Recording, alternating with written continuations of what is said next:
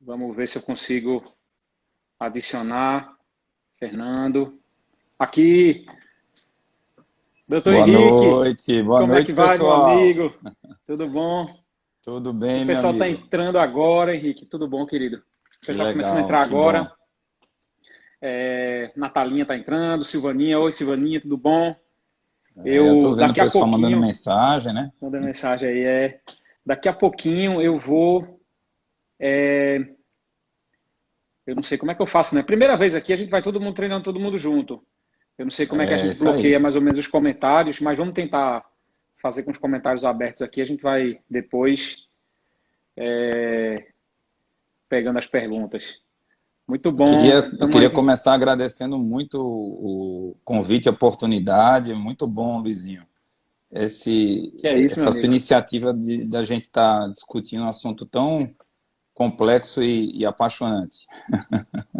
Pois é, a felicidade é toda minha, meu amigo. Você é uma unanimidade entre os pacientes, entre os colegas, entre todo mundo, os Que nada, alunos. Então é maravilhoso. A gente vai ficar rasgando cedo aqui imagina. a noite toda aqui, de tanta admiração que eu tenho por você aqui. Imagina. E você sabe disso há Que é muito isso, meu tempo. amigo, que é Então, isso. a gente está com uns 3 minutinhos aí. Eu acho que para poder a gente não perder muito tempo, e a gente tem muita coisa para falar. Vou falar um pouquinho sobre o nosso convidado de hoje, o professor Henrique Maris. Henrique, além de ser um amigo muito querido, ele é Somos também amigos de professor da muito tempo Universidade mesmo. Federal, muito tempo, né? Eu conheci Henrique, eu era residente de clínica, ele estava fazendo o mestrado dele na Unifesp, em Foi. reumatologia, eu passando lá com o Alexandre no ambulatório de vasculite, e a gente se conheceu lá. Era. E Exatamente, meu aí amigo. depois, Exatamente. Boas Henrique, lembranças.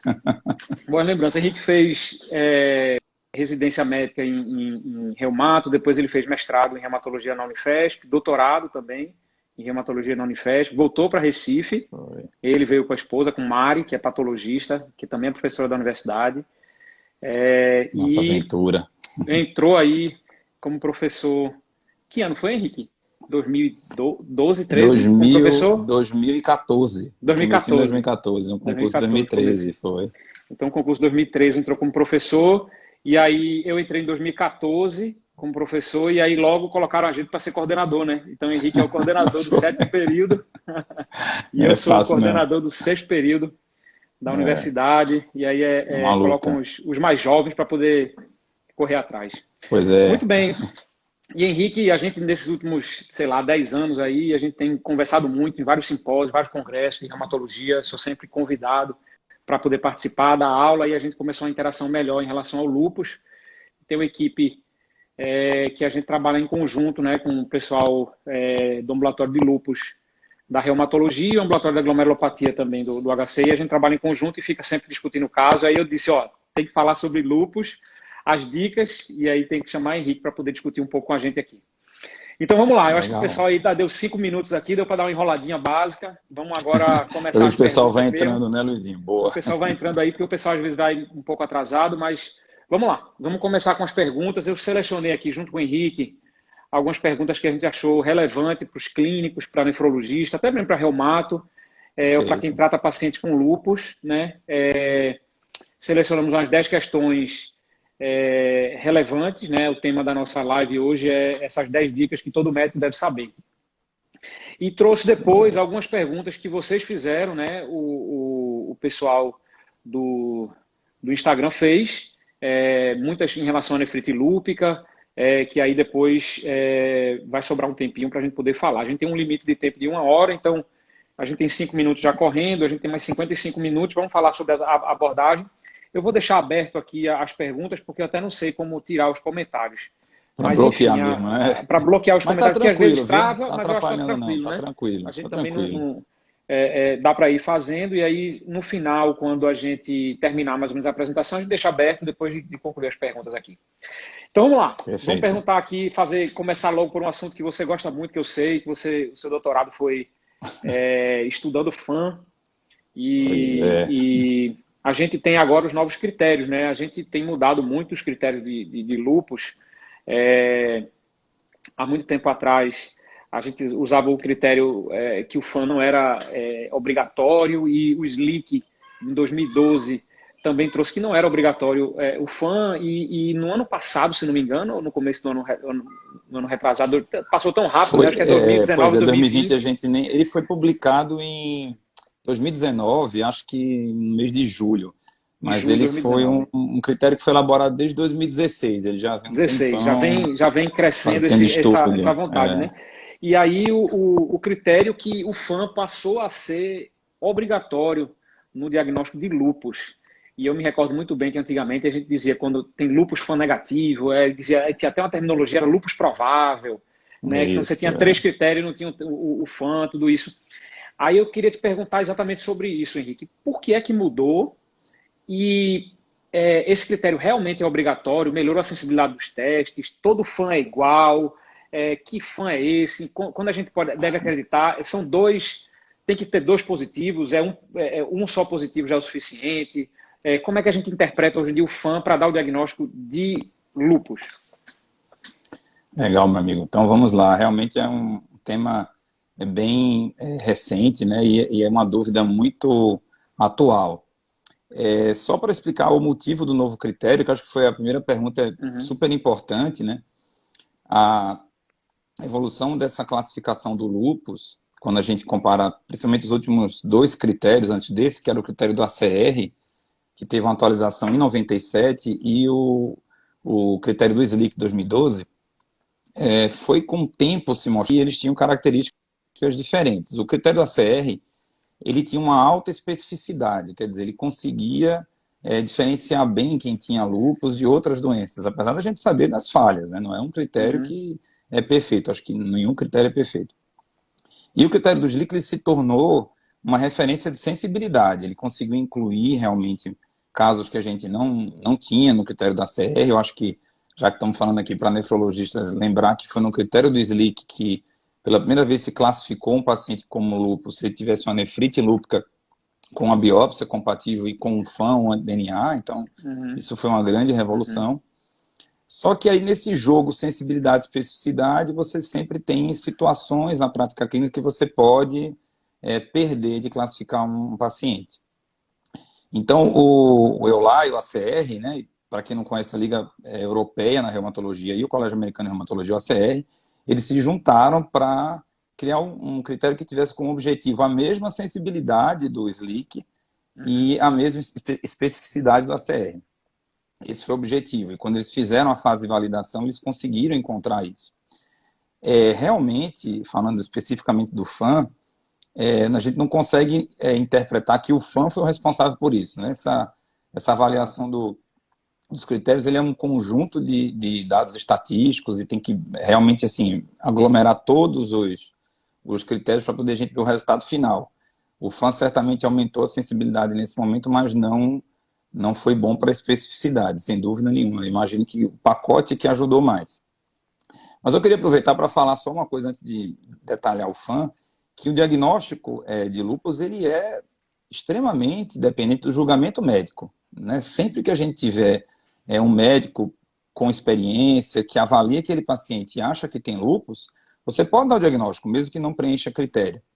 E quantas vezes a gente vê pacientes que preenchem critério e pois que a é. gente não dá o diagnóstico, né? O Uhum, contrário também. Então, sempre é importante lembrar que, na prática, a gente usa como um guia para o diagnóstico, eu mesmo uso, acho que a maioria das pessoas usa, mas a gente uhum, precisa lembrar que nem sempre a gente tem que ser tão fiel.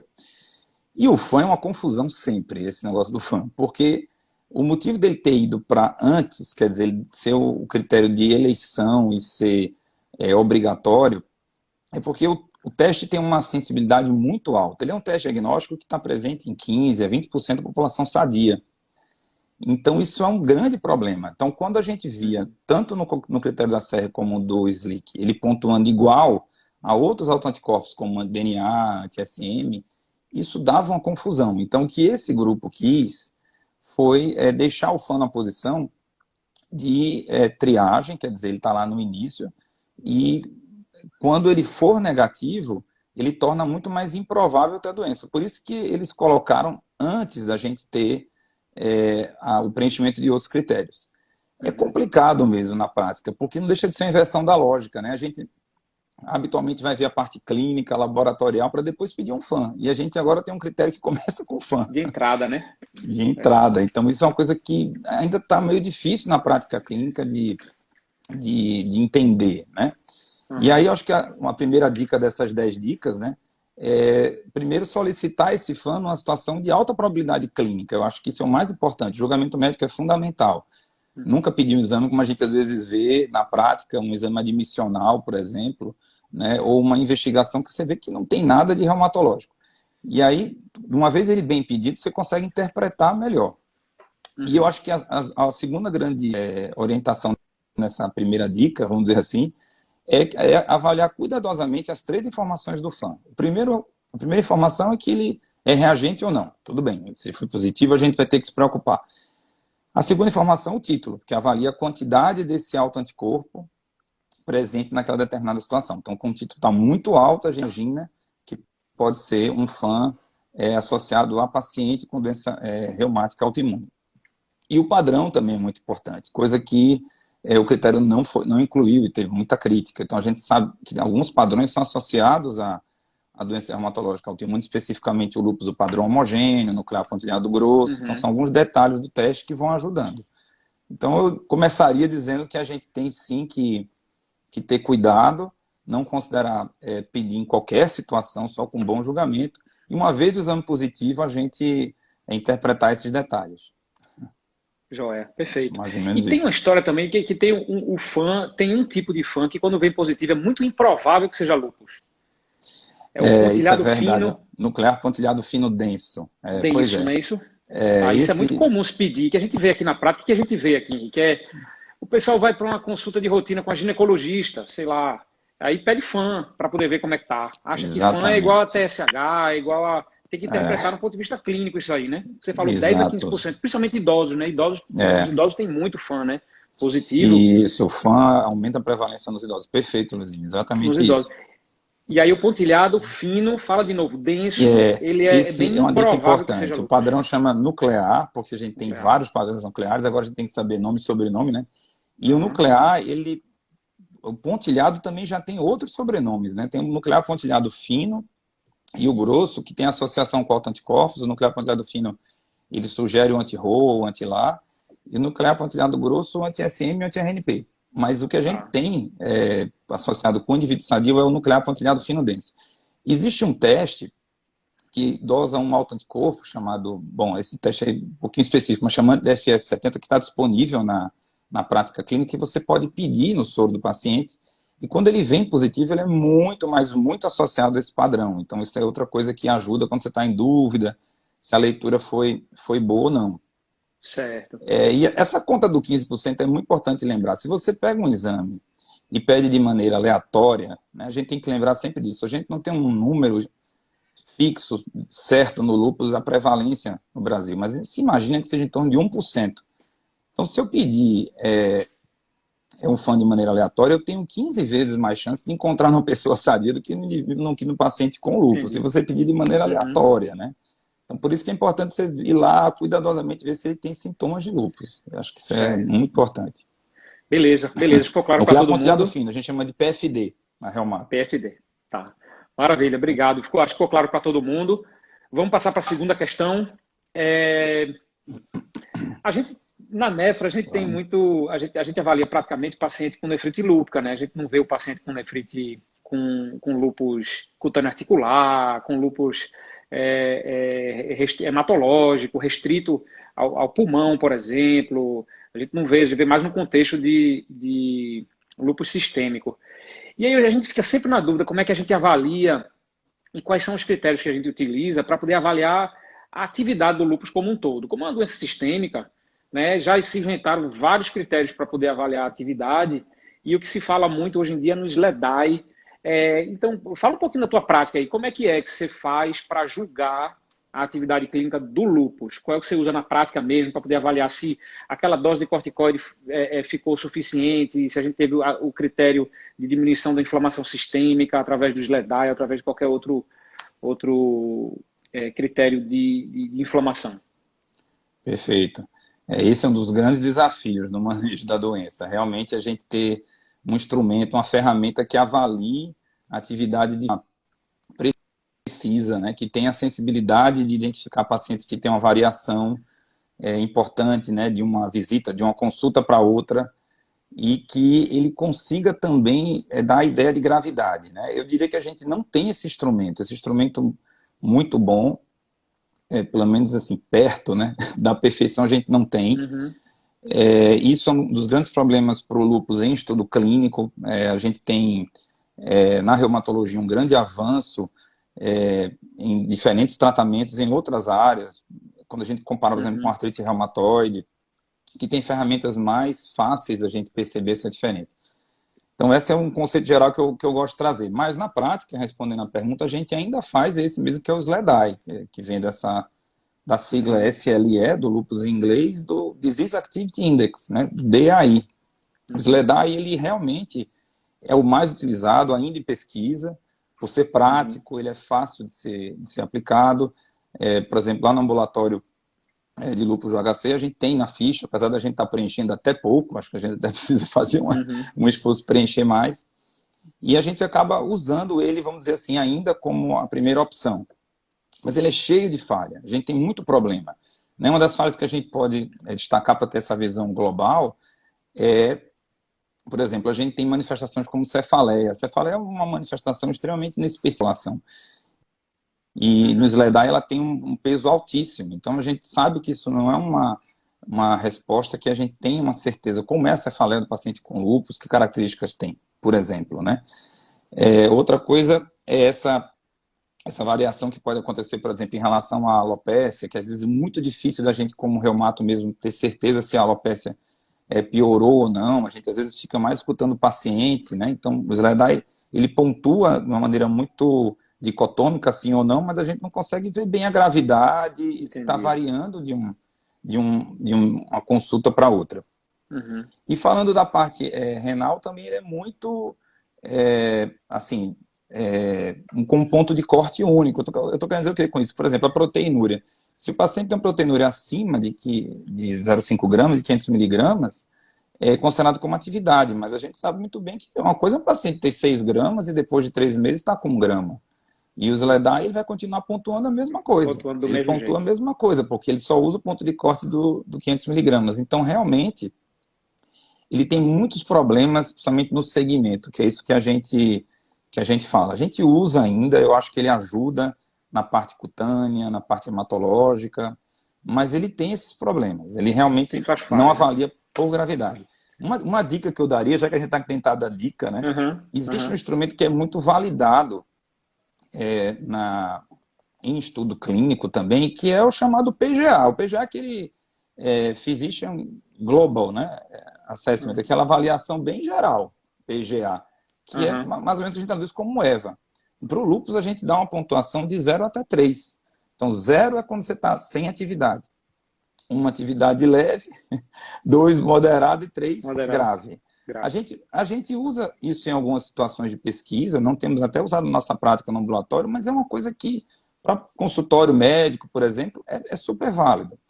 E aí eu gosto de dizer assim, que para essa avaliação, até para o nefrologista entender assim, será que aquele paciente tem atividade, né, no extra-renal, principalmente?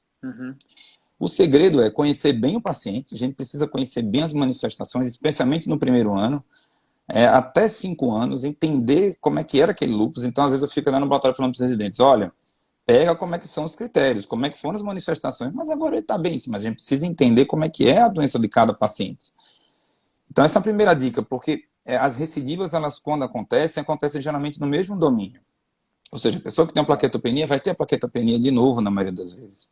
Teve uma manifestação neuropsiquiátrica, ela continua no mesmo sentido, fica tendo convulsão e por aí vai. Então é importante a gente ir seguindo isso e atento a essa avaliação dinâmica do paciente usando o PGA, que a gente pode usar de maneira intuitiva, até não quantificando, mas a gente precisa ter esse conhecimento e individualizar cada um para poder, no segmento, ficar atento para a recidiva, porque a tendência é que seja no mesmo local.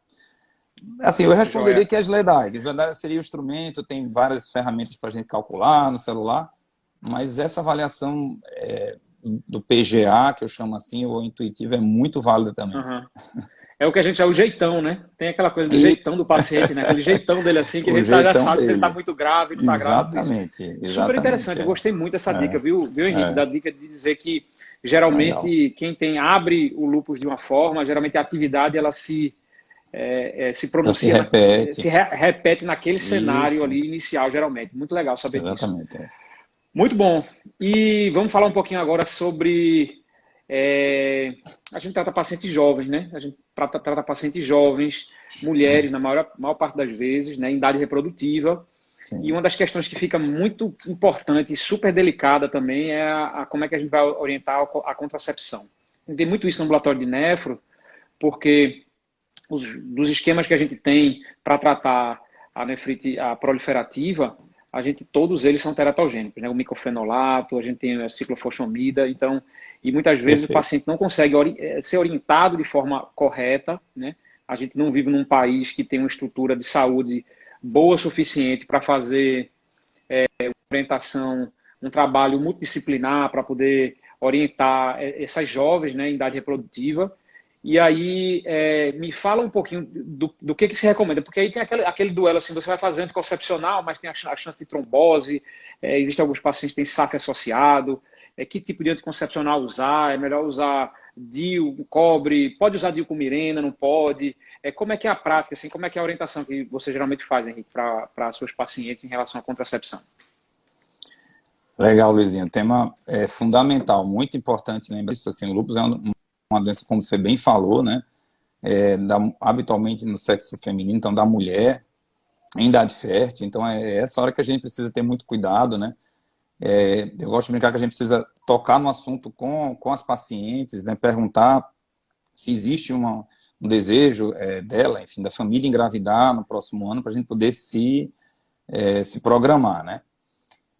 E como você falou bem, os regimes de tratamento na indução da nefrite, também a gente tem na parte articular o problema do metraxato, lefonomida que a gente às vezes usa, que também são teratogênicos, então super importante isso. No ano passado saiu uma recomendação do ACR muito legal, muito didática, eu posso depois compartilhar, que tem inclusive o algoritmo é o que é mais importante, é muito bom, né? Você pega um artigo com algoritmo, no instante você chega e consulta várias vezes. Ele é até um artigo muito grande, mas ele tem algoritmos muito didáticos. E para a gente escolher o método de anticoncepção, acho que eu daria primeiro como dica, depois eu posso explicar alguns detalhes, é que o DIU é a melhor opção. Assim, ele não falha quando a gente pensa em lúpus, porque ele encaixa em todas as diversas situações que a gente vive na prática. Mas eu acho que o primeiro passo para a gente orientar na concepção obviamente, tem um ginecologista trabalhando com a gente, isso é fundamental, né, deixar claro que a gente vai entender, e avaliar o perfil de anticorpos antifosfolípidos, como você bem falou. Né? A recomendação foi muito clara, eu deixo baseado em tudo o seguinte: se o paciente tem um anticorpo antifosfolípido presente, mesmo que ele não tenha SAF, então isso é bem importante, ou seja, ele não teve manifestação trombótica clássica, trombose venosa arterial, comorbidade gestacional, que a gente pode detalhar, ou mesmo manifestações atípicas, como a MAT, mesmo que ele não tenha isso, ele tem um alto anticorpo, ele não pode usar, está recomendado o uso contra do anticoncepcional conjugado. O que é isso? Aquele que tem estrogênio em dose baixa, mesmo em dose baixa, tá? E aí só sobra o DIU mesmo, que a gente não tem tanta diferença de cobre de Mirena, vou falar um pouquinho depois, mas o DIU é a primeira linha. E o que sobra de opção, que tem algumas contraindicações até ginecológicas para o DIU, o acesso, que é exercício, o anticoncepcional progestágeno, ou seja, que tem só progesterona, que tem também efeitos colaterais. A gente tem que ter um pouco de cuidado, porque, por exemplo, até as formas de injetar, que a gente vê, tem um dos disponíveis aqui, a AMP, que é o acetato de metroprogesterona, que tem uma aplicação trimestral, ele tem alguma associação com osteoporose. Então, é uma das coisas que a gente precisa ter muito cuidado. O uso da progesterona pode ser um fator de risco para a osteoporose. Do mesmo jeito que o estrogênio é bom para o osso, e a gente sabe que na pós-menopausa aumenta o risco da osteoporose, a progesterona é ruim. Então, tem que ver também a parte ginecológica com todo cuidado, a avaliação ginecológica é fundamental para ver se pode usar positivo de progesterona. E aí a gente, depois que faz essa avaliação do antifosfolípide, a gente precisa avaliar a atividade da doença. Isso também é outra coisa muito importante. Apesar de a gente não ter uma classificação única e formal, de dizer se o lúpus ele está ativo do ponto de vista leve ou grave, a gente considera, a gente pode até falar do SLEDAI, né? Quando ele está maior ou igual a 6, a pontuação que a gente usa, ele é um lúpus moderado a grave. O grave habitualmente é acima de 10 ou 12. Quando a doença está muito ativa, de novo, você contraindica o anticoncepcional conjugado com estrogênio. Então, a gente não deve fazer. Certo. Não é recomendado porque vários estudos mostram que pacientes com lúpus em atividade também têm risco de trombose. Isso pode ter vários mecanismos. Um dos conhecidos dos néfros é um paciente que tem síndrome nefrótica, que pode fazer fenômenos trombóticos. É importante lembrar dessa possibilidade. Mas mesmo quem não tem SAF, mesmo quem não tem nefrite, pode fazer vasculite, isso pode atrapalhar e acabar dando trombo. Então, a gente não indica. Então, o conjugado acaba sendo só para aquele paciente que está super estável, que não tem fosfolípide positivo, né? Lembrando que a gente impede fosfolípide para todo paciente com lúpus. Então, se ele não tem uma fosfolípide positiva e está com uma atividade leve ou está em remissão, aí você pode liberar a pílula conjugada. Tem outras opções, que eu não vou saber explicar todos, mas tem os implantes de progesterona, tem também aquele acetato de medroxprogesterona, as pílulas que eu já combinei, que eu já comentei do progestário. As injeções, né? Tem outros, tem os injetáveis. Então, tem outras opções, mas de maneira geral, o DIU de cobre ou o de mirena. Em relação ao lúpus, só a única coisa que eu falo do DIU de cobre e mirena é que, para finalizar mesmo, é que assim, o cobre, se fala, será que tem mais risco de infecção, que muita gente pode estar preocupado, então o paciente, por exemplo, na MEF está fazendo a indução, e aí vai ter mais risco de infecção. Isso não tem comprovação, gente. Não tem nenhum trabalho no lúpus que mostrou que o DIU de cobre dá mais infecção do que o DIU de mirena. Então, na verdade, tanto faz um ou outro, tem os problemas ginecológicos que tem que ser avaliados um de outro, mas para o lúpus não tem diferença. Eu acho que basicamente isso. O negócio do micofenol é interessante nessa recomendação, que ele até botou uma observação na recomendação, bem dentro do que você falou. Ele botou assim: pacientes que estão usando micofenolato devem usar sempre DIU, ou tem que usar 2 métodos anticonceptivos, porque eles ficam com medo do paciente engravidar. Então, eles falam isso lá na recomendação, como que diz, olha, tem que ter cuidado para não dar bobeira, né? É super interessante. E não pode deixar também de orientar preservativo, né? Eu acho que o preservativo é também seguro, né? Lembrado, com certeza. Barato, vamos dizer assim, seguro, né? Não tem problema. Henrique, me diz uma coisa. Parece que está cortando um pouquinho a tua conexão. Eita. Como é que tu estás aí? Tu estás no Wi-Fi, né? Eu tô na Travou um pouquinho a tua conexão. O sinal deu uma caída. Tu consegue colocar no 4G? Consigo. Você acha melhor? Deixa eu tirar aqui, peraí. Quer tentar? Porque eu acho que está um pouco travado. Eu parei os comentários. Eu desativei os comentários. Deixa eu ver aqui como é que a gente faz. Deixa eu ver aqui. Eu desativei os comentários. E aí, vamos ver se... Só para poder a gente voltar. Qualquer coisa, se passar um pouquinho de 1 hora, a gente vai, entra e sai de novo. Pronto, eu voltei. Não sei se está melhor agora. Não, né? Pouca coisa melhor, mas está travando um pouquinho também. Eu não sei se o pessoal tá vendo, mas vamos. Eu acho que está agora melhor do que estava ainda há pouco, porque ainda há pouco estava muito lento. Né? Dava para lhe ouvir. Eu vou fazer o seguinte, sabe o que eu vou fazer? A sugestão do pessoal aqui que está me passando eu vou tentar fechar e iniciar novamente. E te chamo logo na sequência. Tá, fica aí, eu acho que é melhor, porque aí acho que a conexão a gente tenta de novo. Certo, eu fico no 4G mesmo, né? Tá joia. Pode tentar. No início estava melhor, mas aí a gente coloca vê no 4G como é que fica. Agora está melhor. Perfeito. Olha, agora está melhor, agora melhorou. Não parece que agora está deu uma melhorada. Funcionando, né? Pronto, agora funcionou melhor. A gente consegue. Se falhar, vocês avisam aí. Pronto, eu aviso para você, não se preocupe não. Beleza, meu amigo. Então, anticoncepcional é fundamental, não se esqueçam, fundamental. essas drogas são teratogênicas e imagina o paciente na indução de nefrite lúpica, são uma doença grave, tomando ciclofosfamida e engravidar, o que que a gente vai fazer, né? A gente fica desesperado, isso acontece às vezes na prática. Mas vamos lá. Isso. Você falou algumas vezes sobre osteoporose, né? A gente tem aí Ah, osteoporose, sim, é progesterona, verdade. corticoide, né? Isso O é um corticoide rolo, usado né? às vezes longa data. Me fala assim, um bate-bola rapidinho assim, quando é que a gente pede densitometria?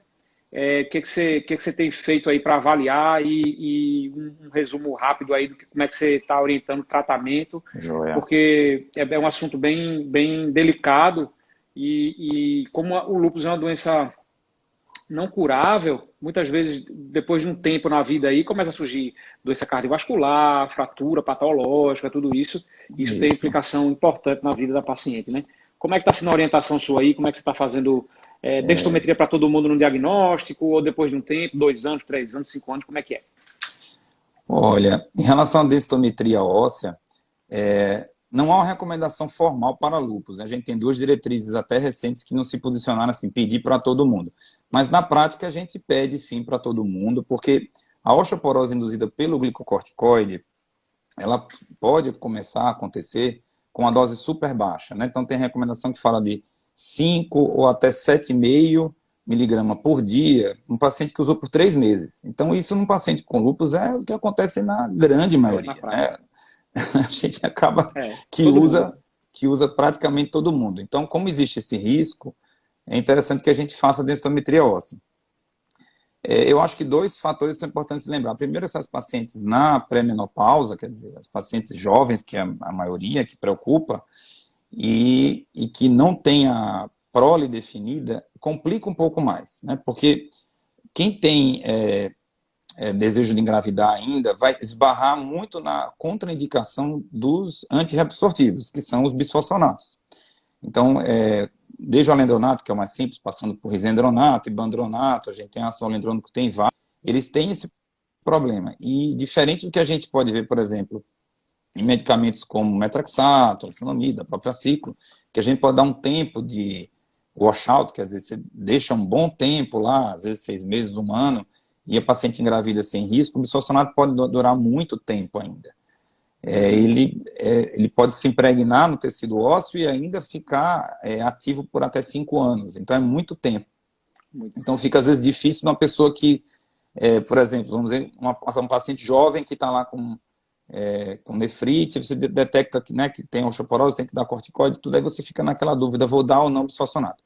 Essa é uma decisão na prática bem, bem complicada, que tem que ter uma decisão compartilhada com o paciente, que às vezes não é fácil explicar tudo. Uhum. E aí eu diria que a melhor maneira nesse cenário é agir no principal vilão, que é o corticoide. Então, eu acho que nessa primeira situação, a gente precisa minimizar a dose do corticoide. A gente fala muito isso, né? Assim, a gente vê tantos estudos no lúpus, em outras doenças na reumatologia também, tentando fazer o mínimo de corticoide. Tem um grande movimento na literatura internacional de a gente fazer o mínimo possível. Por exemplo, a dose de pulso hoje, ninguém mais está fazendo 1 grama para toda a situação no lúpus. Uhum. Então, esse talvez seja a melhor maneira da gente prevenir essa osteoporose, já que o grande vilão é o corticoide.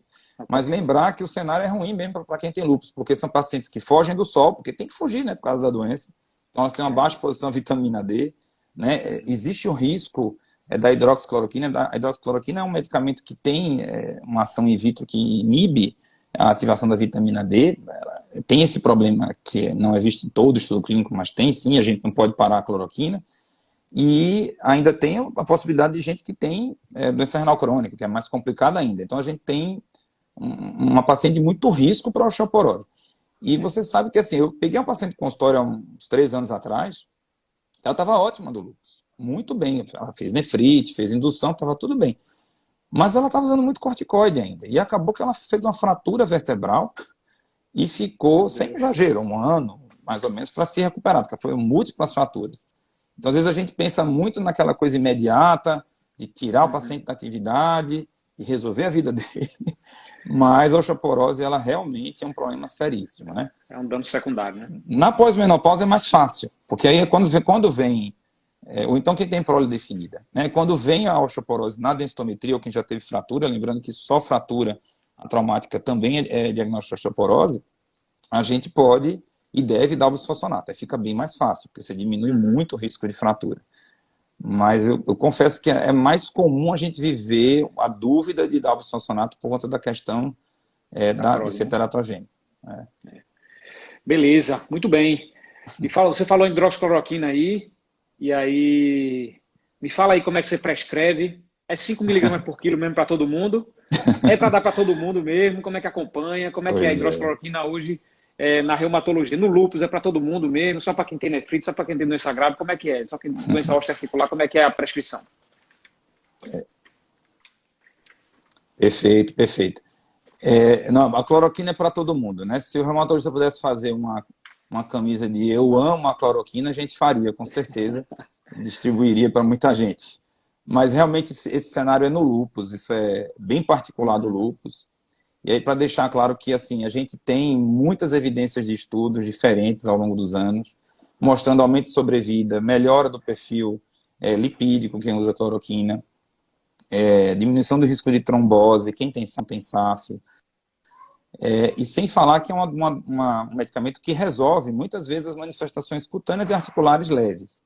Mas a gente usa no lúpus muito mais como imunomodulador, não é como um remédio que vai resolver uma artrite mais grave ou uma serosite mais complicada. Ele é um remédio que vai manter essa homeostase do sistema imunológico, assim, dá uma acalmada na doença, é uma coisa mais a longo prazo. E aí a gente precisa realmente lembrar da dose, né? O grande problema, apesar de toda a celeuma aí na época da Covid, da cardiotoxicidade, né? E a gente às vezes se depara com situações. Hoje mesmo no laboratório a gente estava discutindo um caso que ficamos em dúvida se tinha cardiotoxicidade. O grande problema é a oftalmopatia. Esse é o grande problema. E a gente precisa lembrar no manejo de fazer um exame antes, quer dizer, um exame basal, né? Sempre importante isso, um oftalmo avaliar o paciente antes de começar a hidroxicloroquina, porque alguns podem ter doença na retina que não sabem, e aí eles têm contraindicação a fazer a cloroquina. E quando a gente vai prescrever, é também no mesmo raciocínio do corticoide, a menor dose para a toxicidade, né? Por exemplo, a toxicidade oftalmológica aumenta muito após os 5 anos, e ela também tem a ver com a dose cumulativa. Então, eu responderia que, de uma maneira ideal, sim, 5 miligramas por quilo. A gente tem algumas dicas, já que estamos falando de dica, né? Quando a gente vai calcular, pegar o peso lá, sei lá, 65 quilos, aí vai fazer por 5, essa conta não vai dar certinho, porque o comprimido é de 400 miligramas, então você não vai conseguir fazer exatamente 320 miligramas, né? Ou 310. Então a gente usa muito na reumato, uma dica bem prática de você faz a dose semanal. Então, por exemplo, um paciente que tem mais ou menos 300 miligramas de hidroxicloroquina por dose diária que tem que fazer quando você calcula, aí você deixa de segunda a sexta e deixa ele o fim de semana sem tomar cloroquina. Então, tem muito paciente da gente que usa assim. Então, o uso diário é até mais raro hoje, porque quando a gente vai calcular, o uso diário tem que ter 80 quilos. Então, não é a maioria das pessoas, né? Então, a gente vai deixando essa coisa de fazer, às vezes, 5 dias na semana, se for muito pequenininho, né? Agora, tem situação, por exemplo, tem uma recomendação que eu sempre cito, essa britânica, já um pouquinho antiga, 2017, que bota lá, dose máxima de hidroxicloroquina no lúpus, 6,5 miligramas por quilo ou 400 miligramas dia, que é um comprimido. Esse 6,5 miligrama, você pode fazer essa dose mais alta quando o paciente está ativo também. Então, é muito julgamento médico, eu não diria que essa dose é para nefrite necessariamente. A dose para nefrite, eu acho que 5 miligramas por quilo está bom, acho que o nef pode deixar assim. Agora, quando o paciente tem uma artrite que você percebeu que, olha, ficou quase bom aqui com a cloroquina, vamos aumentar um pouco mais. Então, a gente pode aumentar por um tempo, muito variável isso, e depois baixar para 5 miligramas por quilo, tá? Mas a resposta sim, fazemos para todo mundo e a dose é 5. Que bom, que bom. Adorei essa parte semanal aí. Eu não conhecia, não, esse cálculo semanal. Importante, muito importante, muito importante. Além disso, então a gente falou já falamos do FAM, já falamos do critério de atividade, a gente já falou de idade reprodutiva, como é que orientar a contracepção, falamos sobre hidroxicloroquina, osteoporose, vamos falar um pouquinho de pele aqui e alopécia, porque é muito, apesar de não ser uma alteração grave de atividade, é muito estigmatizante, né? A gente sabe que numa alopécia uma mulher jovem, né? É muito estigmatizante, como a maioria das doenças dermatológicas, elas são mais estigmatizantes, e aí é importante saber. De bate-pronto assim, para a gente não prolongar muito, como é que a gente faz o tratamento das lesões de pele, corticoide tópico, qual é a tua preferência, como é que você faz isso? Ó, Luizinho, vê, eu só ia dizer o seguinte, pele, eu preciso de um dermato. Eu não me aventuro a tratar nefrite sem um Tá, nefro, eu também não me aventuro a tá. tratar lesão de pele sem um dermato. O diagnóstico diferencial é muito, muito amplo. Mas considerando que é Uhum. lúpus cutâneo, a gente dá preferência ao tratamento tópico, sim, lembrando que lesões em couro cabeludo, lúpus discoide, por exemplo, onde você pode até um pouco mais de efeito colateral de um corticoide de alta potência, como o clobetasol, né? Ele é Uhum. muito bem-vindo. Mas os corticoides de alta potência não devem ser usados em regiões de face, por exemplo, ou mesmo em região de membro superior, porque eles podem dar atrofia no local, né? Pode estar a área de Tá, hipopigmentação, então a gente tem que ter esse cuidado.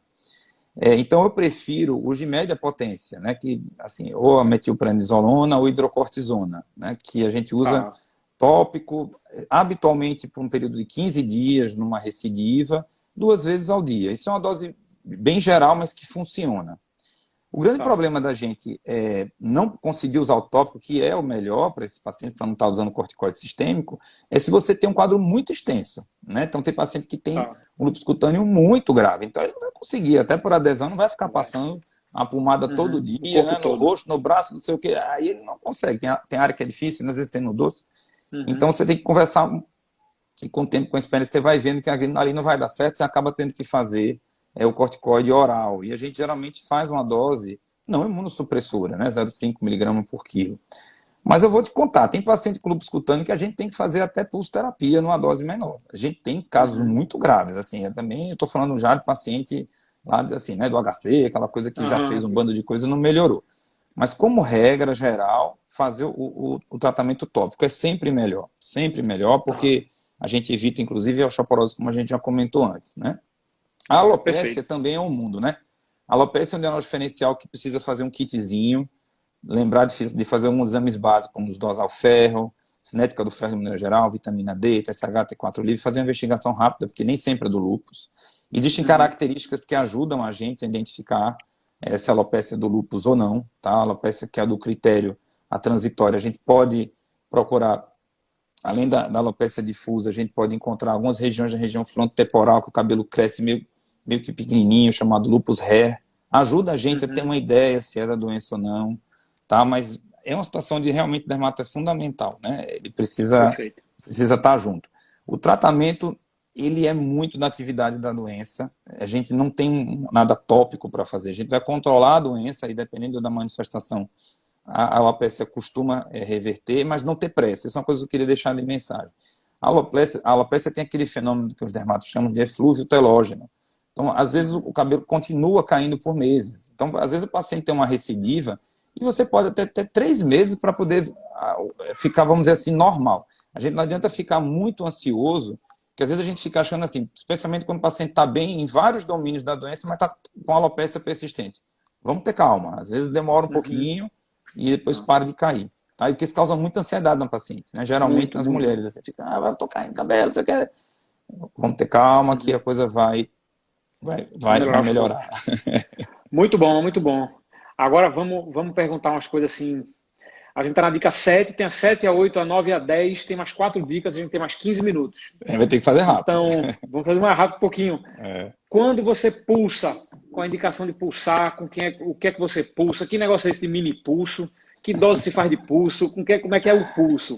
Então, é, a pulsoterapia para nefrite a gente já sabe, mas quando é que você sabe, quando é que você faz aí a pulsoterapia, quais são as indicações de pulso e qual é a lógica do pulso, né? E qual é o perfeito. corticóide que você prefere usar no pulso. Joia. Não, a pulso é o seguinte, acho que tem as indicações clássicas que todo mundo conhece, né? Assim, um paciente com nefrite, com insuficiência renal rapidamente progressiva, ninguém discute, né? Paciente que tem sistema Uhum. nervoso central, então o princípio é vamos agir rápido, vamos dar uma dose alta de corticoide, a gente não pode demorar com um paciente desse.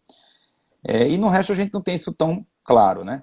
O que acontece na literatura, e aí eu volto a falar da dose corticoide no lúpus, é que tem alguns estudos, isso motivou a gente ter isso incluído nas recomendações também para nefrite, mostrando que a dose de 30 miligramas maior ou igual a 30 miligramas da prednisona, ou equivalente oral, ela é uma dose que tem muitos efeitos colaterais. A gente age num mecanismo do glicocorticoide chamado mecanismo genômico, onde a gente, além de trazer o benefício anti-inflamatório, imunossupressor, a gente aumenta muito as consequências a médio e longo prazo.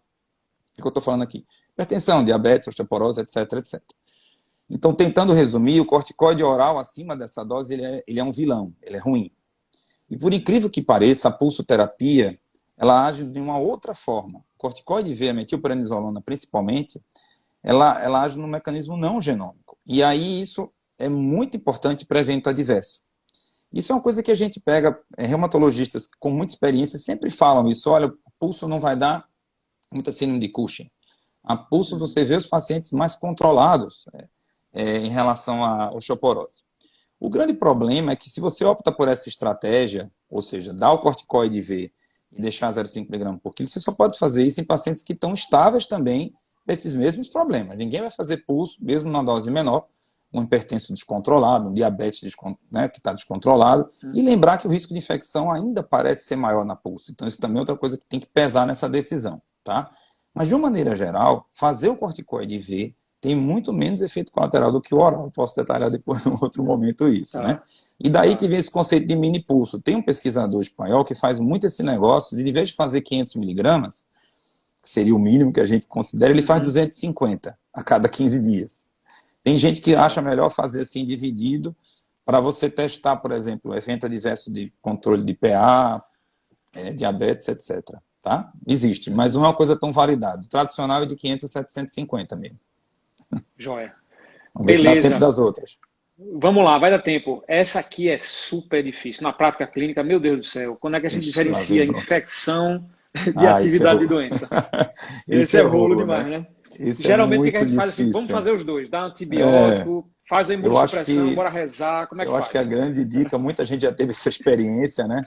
A gente, quando conversa com o pessoal da clínica médica, que às vezes vive essa decisão, é engraçado essa visão. Olha, sabe de uma coisa? Você não vai ter como diferenciar. Vamos tratar os dois. Vamos dar antibiótico. Se a infecção é mais provável, deixar lá 48, 72 horas o antibiótico. Se a atividade é muito grave, a gente vai fazer pulsoterapia, né, depois, né, ou imunossupressor. Mas, assim, diferenciar mesmo, a gente usa, mais uma vez, da parte clínica, eu gosto de dizer assim, se o paciente, lembrando que febre do lúpus é muito precoce, a manifestação no início da doença, então, se o paciente já teve febre, é um paciente que faz muita manifestação geral, linfonodomegalia, fadiga, se ele está fazendo febre, você acha que pode ser atividade da doença, isso é uma dica se ele já fez no passado. Segunda dica em relação ao laboratório, né, que é aquela velha máxima da gente, que a PCR não tem uma boa correlação com a atividade da doença. Então, se você tem um paciente com febre, ou até um quadro pulmonar que você não está meio em dúvida ali, será que é atividade pulmonar, uma pneumonia? Preste atenção na PCR. A PCR não vai subir de uma maneira importante no lúpus. Isso é mais do que estabelecido. Tem alguns parâmetros que você faz até uma relação VHS-PCR. Isso não é validado em todo mundo, mas tem alguns padrões assim, de você tentar correlacionar. Então, se você tem um VHS muito alto e um PCR baixinho, pense em atividade da doença. Então, essa é uma outra dica que eu daria. Eu acho que, no fundo, não tem como resumir muito, porque você vai ter que ter um julgamento com muito cuidado, a investigação de infecção é muito cuidadosa, a gente tem vários simuladores de atividade de doença, a gente pode listar alguns depois, e aí tem que ter essa abordagem de pedir cultura, pedir exame de imagem para extensivamente afastar a infecção.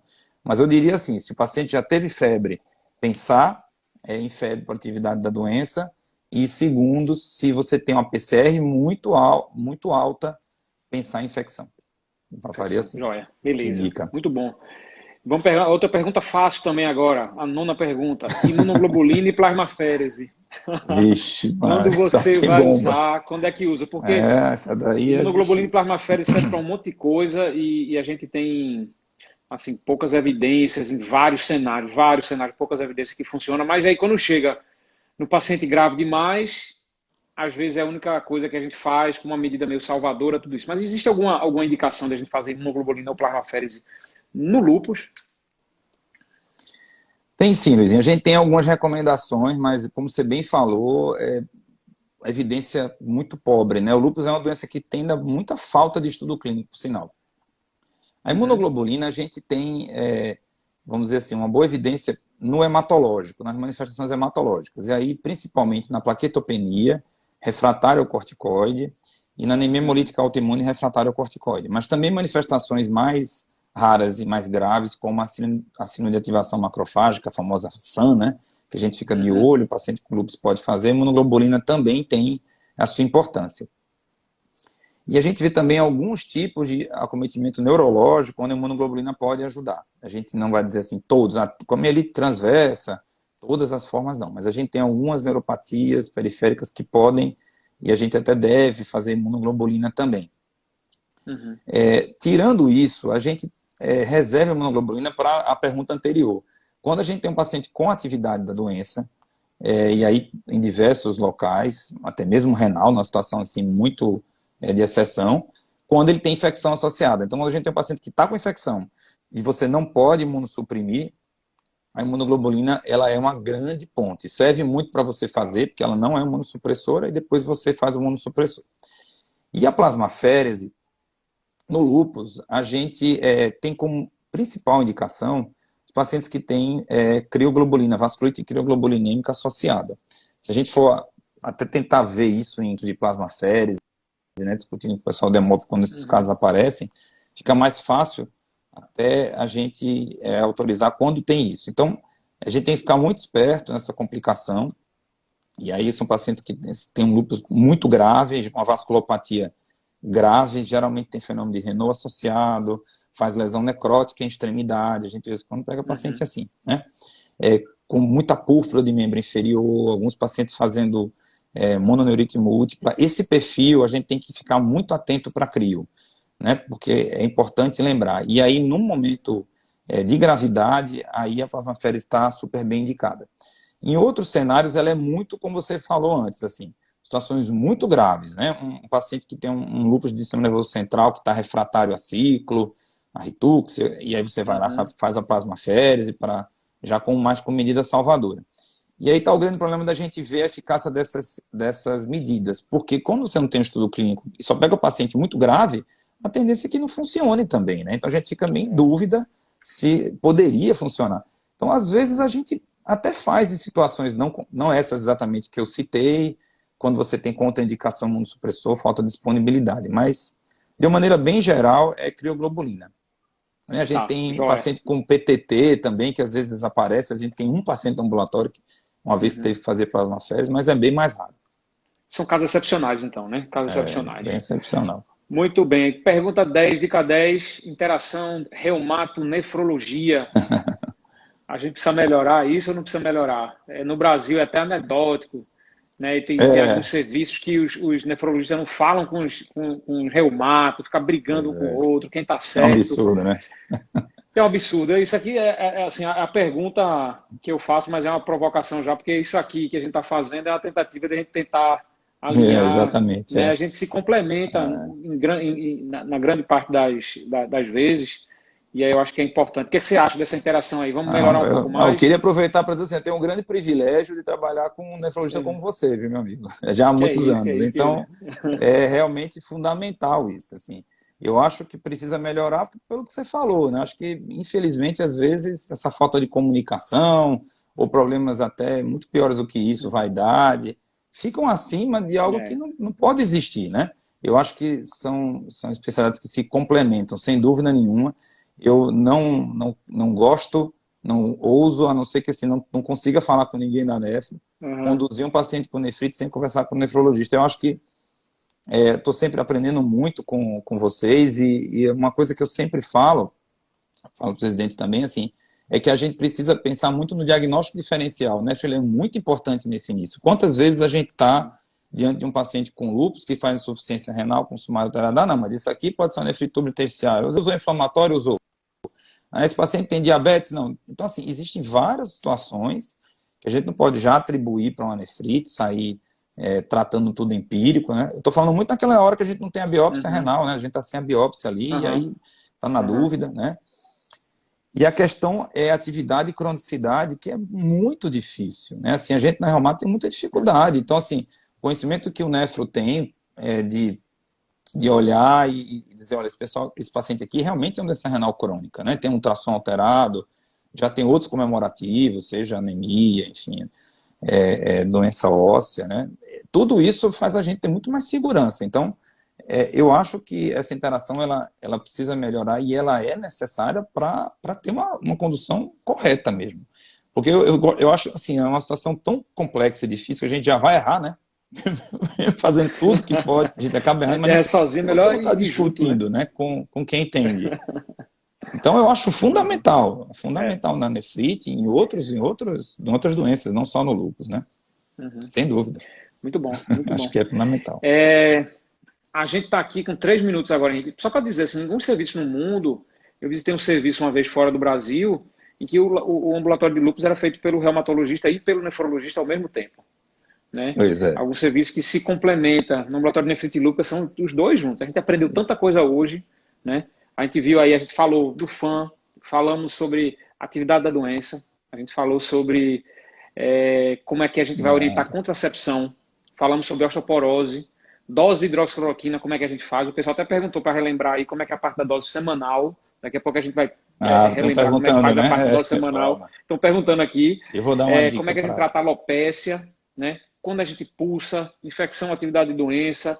Eu, na verdade, tinha mandado 20 para Henrique aqui. Tem um monte, tem mais 10. A gente podia fazer a live 2 aqui. Porque tem mais 10. Vai ser um prazer. Tem mais 10 perguntas. Se o pessoal preferir tentar responder depois, né? Eu também posso à disposição. Para valorizar só quem fez a pergunta antes, Henrique, a gente tem 2 minutinhos só para não tirar a gente daqui. Tiveram 3 perguntas de fora que eu vou fazer só um bate-bola rápido, assim, eu vou responder.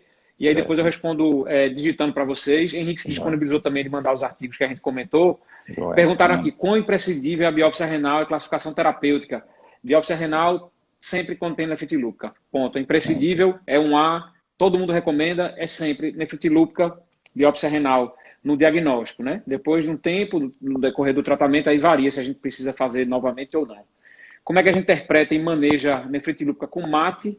Né? Nefrite lúpica com MAT é um desafio, porque muitas vezes tem plaquetopenia associada, a gente não consegue biopsiar, tem manifestação extrarrenal grave muitas vezes, e a gente geralmente faz o tratamento imunossupressor associado a uma anticoagulação sistêmica. Perfeito. E a dose de manutenção do MMF, 1 a 2 gramas, aqui onde a gente mora, 2 gramas geralmente, o pessoal asiático, 1 grama, geralmente suficiente. Foi o que o pessoal trouxe aí. Henrique, perfeito, exatamente. Meu amigo do coração, meu colega de trabalho, muito obrigado pela sua disponibilidade. Você é nota 10, aprendi tanta coisa hoje. Cara, convivo contigo há 10 anos, vivo aprendendo, aí a gente faz uma live de 1 hora, eu aprendo um monte de coisa também. Imagina, obrigadão, foi um prazer participar, mesmo. Viu? O pessoal está pedindo a live 2 aqui, a live 2. E aí, assim, depois a gente combina aí, vê se tem disponibilidade. Henrique é uma pessoa muito ocupada, viu? Tem 2 filhos também aí, extremamente ocupado. E aí a culpa, né, a gente na quarentena. Mas aí a gente vai ter outra oportunidade para poder conversar. Viu? Henrique, obrigado mesmo de coração. Abraço, você é nota 10. Um abraço a todos. Que admiro demais, a presença viu, de todo mundo aí, viu? Agradecer a presença de todo mundo, a paciência. Beleza. Abração, Valeu, obrigado, gente, querido. valeu. Um abraço, até mais. Tchau, pessoal. Obrigado aí pela presença. As dúvidas podem tirar aqui embaixo, tá? Podem fazer os questionamentos. Depois a gente vai respondendo no direct o que não ficou claro para todo mundo. Tá bom? Um abraço, pessoal. Até mais aí. Boa noite.